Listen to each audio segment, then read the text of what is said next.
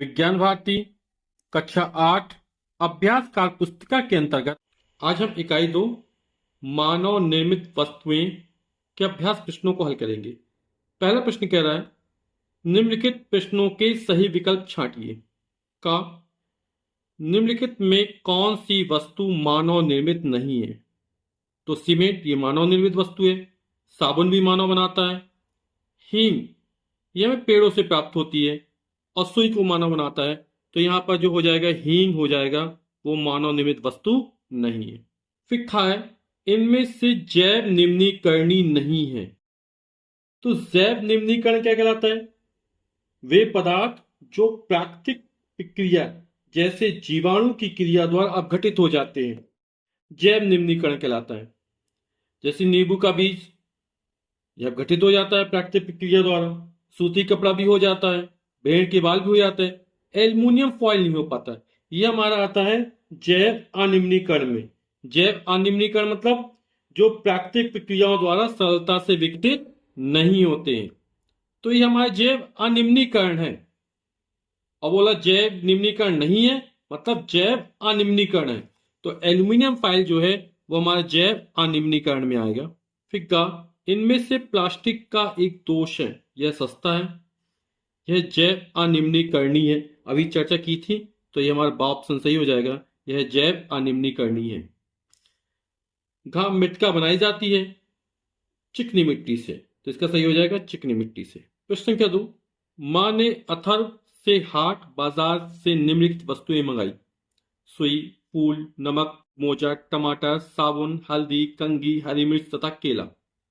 उपरोक्त वस्तुओं को मानव निर्मित तथा प्रकृति निर्मित वस्तुओं में छांटिए तथा लिखिए। तो जो सुई है वो हमारे क्या है, मानव निर्मित हो जाएगी। तो सुई। फूल प्रकृति से प्राप्त होते हैं, फूल कोई बना नहीं पाता है। नमक, नमक की खेती की है समुद्र के किनारे होती है ना, तो नमक मानव बनाता है। तो ये नमक जो समुद्र का पानी होता है उसका वाष्पन करा दिया जाता है ना, तो नमक प्राप्त हो जाता है। मोजा ये भी मानव बनाता है। टमाटर पेड़ों से प्राप्त होते हैं, प्राकृतिक हैं। साबुन ये मानव बनाता है।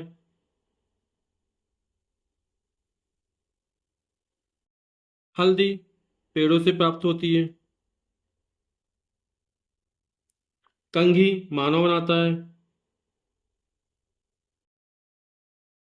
हरी मिर्च पेड़ों पर उगती है, प्रकृति से मिलती है अपन को। और केला ये भी प्रकृति से प्राप्त होता है। प्रश्न संख्या 3 है निम्नलिखित मानव निर्मित वस्तुएं किन क्षेत्रों से संबंधित है? जो ईंट है वो हमारा भवन निर्माण से संबंधित हो जाएगा। कपास इससे वस्त्र बनाए जाते हैं, तो ये वस्त्र उद्योग में आ जाएगा। खुरपी ये कृषि कार्य में प्रयोग की जाती है। बर्तन ये घरेलू कार्य में प्रयोग हो जाते हैं। और एंटीबायोट ये औषधि क्षेत्र में आएगा। फिर प्रश्न संख्या 4 है निम्नलिखित कथनों के सम्मुख सत्य अथवा असत्य लिखिए।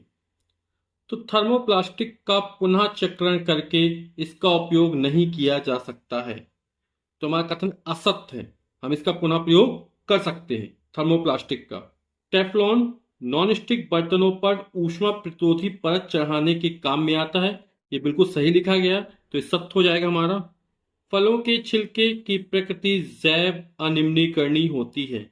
जैव अनिम्नीकरणीय प्लास्टिक होता है जो सरलता से विघटित नहीं होता है ना, लेकिन फलों के छिलके हुए सब्जियों के छिलके जल्दी विघटित हो जाते हैं, तो जैव निम्नीकरण में आएगा। वो बोला जैव अनिम्नीकरण होती है, तुम्हारा कथन असत्य हो जाएगा। ये मेलामाइन का प्रयोग बर्तन बनाने में किया जाता है, तो मेलामाइन एक तरह की प्लास्टिक है और उसका प्रयोग बर्तन बनाने में किया जाता है, तो ये हमारा कथन है जो बिल्कुल सही लिखा गया, सत्य हो जाएगा ये।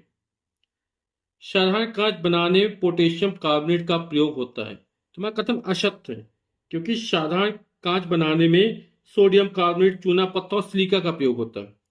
पोटेशियम कार्बोनेट की सहायता से कठोर कांच बनाया जाता है, तो हमारा कथन क्या हो जाएगा, असत्य हो जाएगा ये हमारा। प्रश्न के बाद स्तंभ का तथा स्तंभ खा को सम्मिलित कीजिए। टेफ्लॉन अभी चर्चा की थी। टेफ्लॉन क्या है? नॉन स्टिक बर्तनों ऊष्मा प्रतिरोधी परत चढ़ाने के काम में आता है। टेफ्लॉन जो है वो पॉली टेट्राफ्लोरो इथाइलिन का पॉलीमर होता है और इसका गलनांक बहुत ज्यादा होता है। तो टेफ्लॉन,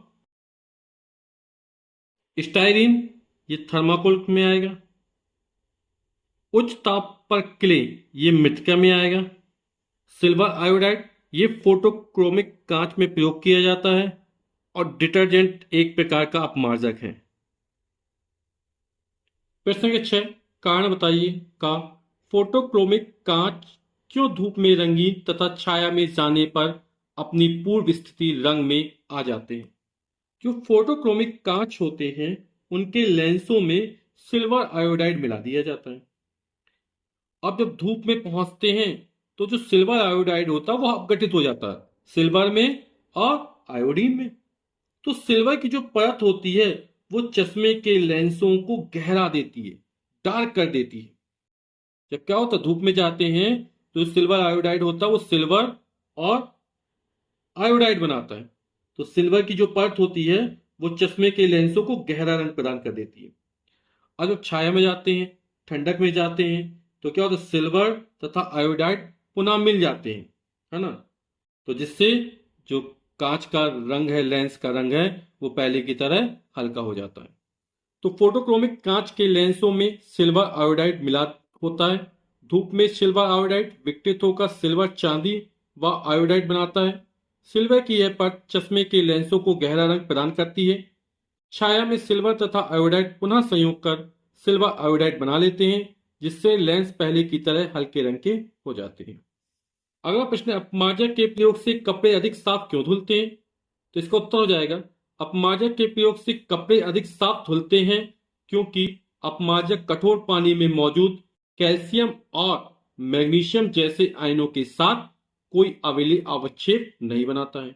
और इस अभ्यास का अंतिम प्रश्न का पॉलीथीन का प्रयोग स्वास्थ्य के लिए हानिकारक है, इस पर अपने विचार लिखिए।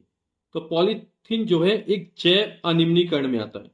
पॉलीथीन के प्रयोग से सांस और त्वचा संबंधी रोगों के साथ ही कैंसर का खतरा भी बढ़ रहा है। यह गर्भस्थ शिशु के विकास को भी रोक सकता है। जब पॉलीथीन जलाते हैं तो इसके जलाने पर भारी मात्रा में विषैला धुआं निकलता है जो क्या होता है वातावरण की वायु के माध्यम से हमारे शरीर पर प्रवेश कर जाता है जो स्वास्थ्य एवं पर्यावरण दोनों के लिए हानिकारक है।